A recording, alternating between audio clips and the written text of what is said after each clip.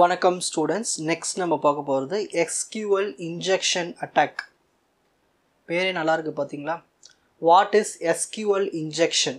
அதாவது போய் SQL கொரீஸில் போய் டேட்டாவை மாற்றி விட்டுறது, ஓகேங்களா?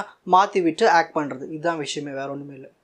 SQL injection is when an attacker inserts or inject malicious SQL code. malicious virus code மாதிரி, தப்பான கோடு. malicious SQL code into an input field. input field என்ன சொல்லலாம்? யூசர் நேம், பாஸ்வேர்ட்லாம் இருக்கு இல்லையா, அந்த இடத்துல போய் ஏதாவது ஒரு டேட்டாவை மாற்றி விட்டுறது. Like a search box, login form, இந்த இடத்துல போய் சேஞ்ச் பண்ணுறது. to manipulate or gain unauthorized access to the database. So என்ன பண்ணுவார்? ஒரு டேட்டாபேஸில் போயிட்டு SQL கொரீஸில் போயிட்டு இந்த இன்புட் ஃபீல்டு இருக்கிற இடத்துல போய் டேட்டாவை மாற்றி விட்டோம்னா என்ன பண்ணலாம்? அவர் ஈஸியாக போய் அவங்களுடைய டேட்டாபேஸை அக்சஸ் பண்ணிடலாம். ஸோ இது எல்லாமே ஒரு ஹேக்கிங் தான். The attacker can then execute arbitrary SQL queries to read, modify, delete data from the database. So அவங்களோட ஒட்டுமொத்த டேட்டாபேஸை இவர் கண்ட்ரோலுக்கு வந்துடும். ரீட் பண்ணலாம், மாடிஃபை பண்ணலாம், சேஞ்ச் பண்ணலாம், எல்லாமே என்ன வேணால் இன்சர்ட் பண்ணிக்கலாம்.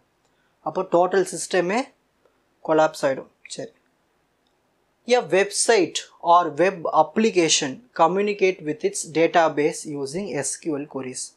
ஸோ ஒரு டேட்டாபேஸ் வந்து எப்படி கம்யூனிகேஷன் ஏற்படுத்தும்?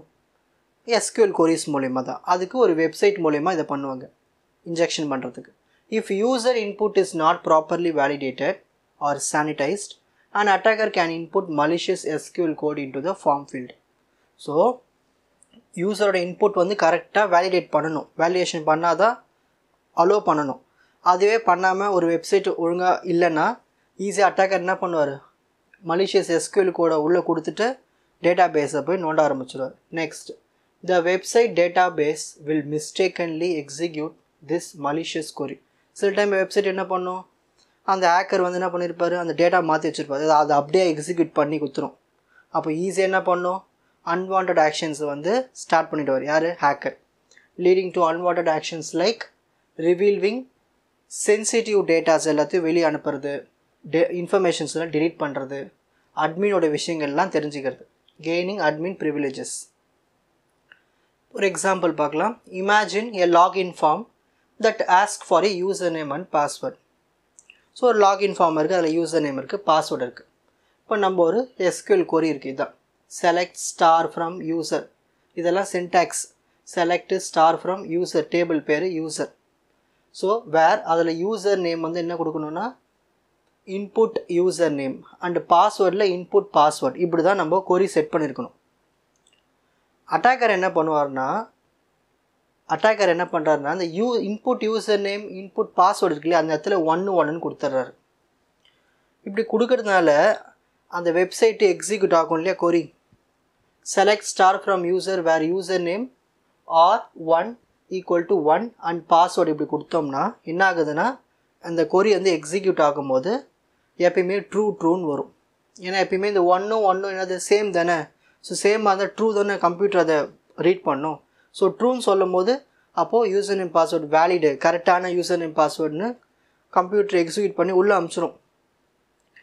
அவ்வளோதான். அட்டாக்கர் என்ன பண்ணுவார்? அழகாக லாகின் பண்ணிவிட்டு உள்ளே போய் என்னென்ன விஷயங்களை அக்சஸ் பண்ணணுமோ அக்சஸ் பண்ணிவிடுவார். ஸோ இந்தமாரிலாம் விஷயம்லாம் பண்ணலாம், ஓகேங்களா? ஆனால் அதெல்லாம் பண்ணக்கூடாது. Next, types of SQL injection. Inband SQL injection. The attacker retrieves data through the same channel used for the attack. Example, vulnerable form. இப்போது ஒரே இடத்துல வந்து திரும்ப ட்ரை பண்ணிக்கிட்டே இருக்கிறது, அந்த இடத்துல எப்படியாவது உள்ளே போய் அக்சஸ் பண்ணிடலாமான்னு. ஸோ அதான் இன்பேண்ட் SQL இன்ஜெக்ஷன். ஒரே கொரியில் போய் கமெண்ட்ஸ் மாற்றி கமெண்ட்ஸ்னானது அந்த இடத்துல இருக்கிற டேட்டாஸை மாற்றி போட்டு செக் பண்ணுறது, உள்ளே போய் அக்சஸ் பண்ண முடியுமான்னு. ஸோ ஒரே இடத்துல இருந்து அட்டாக் பண்ணுறது, ஓகேங்களா? Next, blind SQL injection. The attacker ask true or false questions and infer data based on responses even if error message are disabled.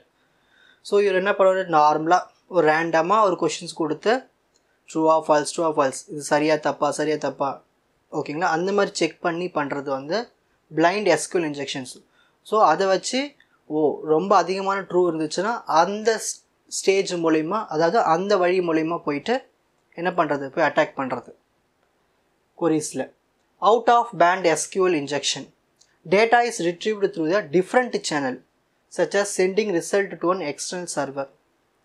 அப்போது ஒரு எக்ஸாம்பிள் ரிசல்ட் இருக்குது, அது வந்து எக்ஸ்டர்னல் சர்வருக்கு நம்ம சென்ட் பண்ணும்போது நிறைய எக்ஸ்டர்னல் சர்வர்ஸ் இருக்கும், அப்போ different channels.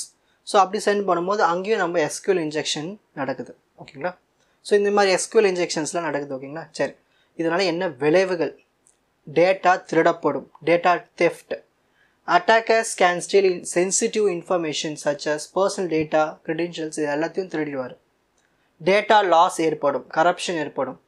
Attackers can delete or modify important data, causing disruptions. Administrative control, admin-ஓட கண்ட்ரோல் கையில் இருக்காது, ஹேக்கர் கிட்ட போய்டும். Attackers can gain admin privileges and control over the system. Reputation கெட்டு போய்டும், reputation damage. So SQL injection vulnerabilities can damage the reputation of the website or organization. ஒரு வெப்சைட்டில் இந்த மாதிரி நடந்துச்சுன்னா அப்போது அந்த வெப்சைட்டோட பேர் கெட்டு போய்டும். ஓகேங்களா? உங்களுக்கு இந்த கண்டென்ட் ஈஸியாக புரிஞ்சிருக்கும்னு நினைக்கிறேன். வாட்ச் அதர் எபிசோட்ஸ் இன் த appropriate playlist. Fuji silver academy, strength, success, clarity. வணக்கம்.